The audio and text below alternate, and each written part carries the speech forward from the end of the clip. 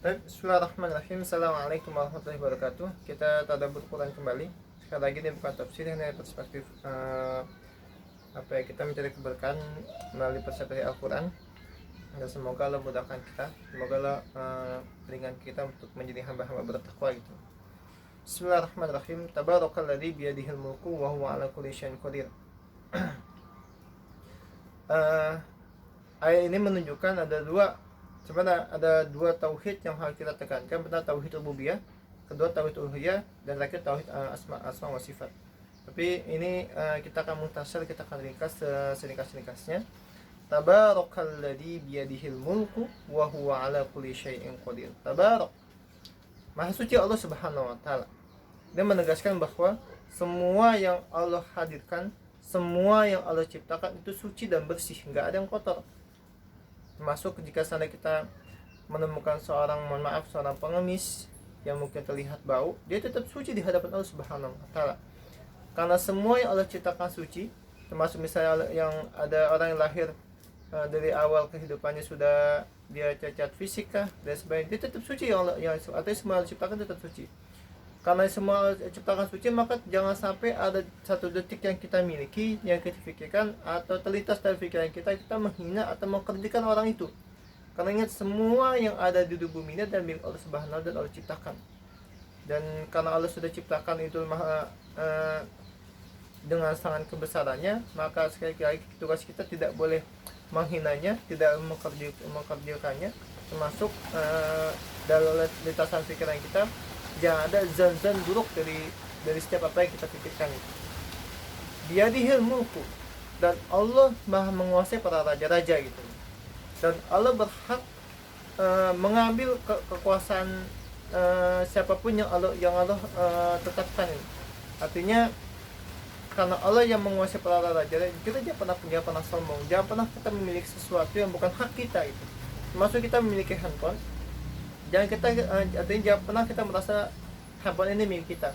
Semua yang kita miliki itu milik Allah Subhanahu. Allah berhak mengambilnya kapanpun yang Allah tetapkan.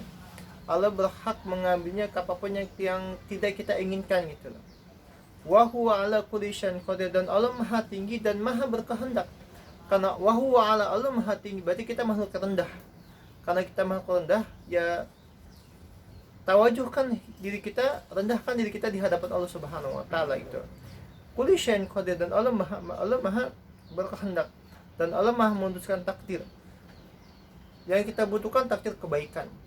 Yang kita butuhkan semua kebaikan ada dalam berselimut kehidupan kita. Maka suka tidak suka, mau tidak mau, kita wajib dekat dengan Allah Subhanahu dengan sedekat-dekatnya.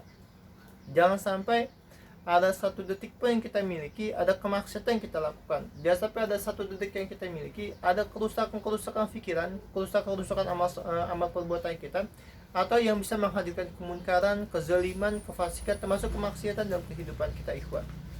Alladzi khalaqal mauta wal hayat, dan Allah pun menciptakan kematian dan menciptakan kehidupan.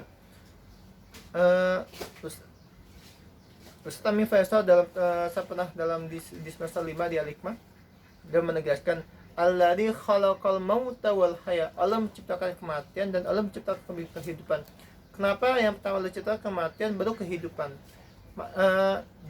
Di dalam dunia ini bukan tempat kita hidup.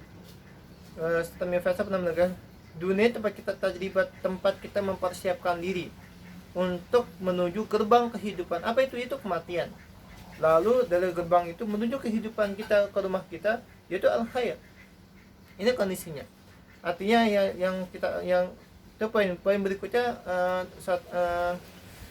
Amin Faisal pernah menegaskan kalimat al-maut, Allah bisa mematikan kita tanpa kita terluka, tanpa kita berpenyakit. Allah mudah. Kita sebagai manusia bisa membunuh manusia, tapi dengan cara melukai.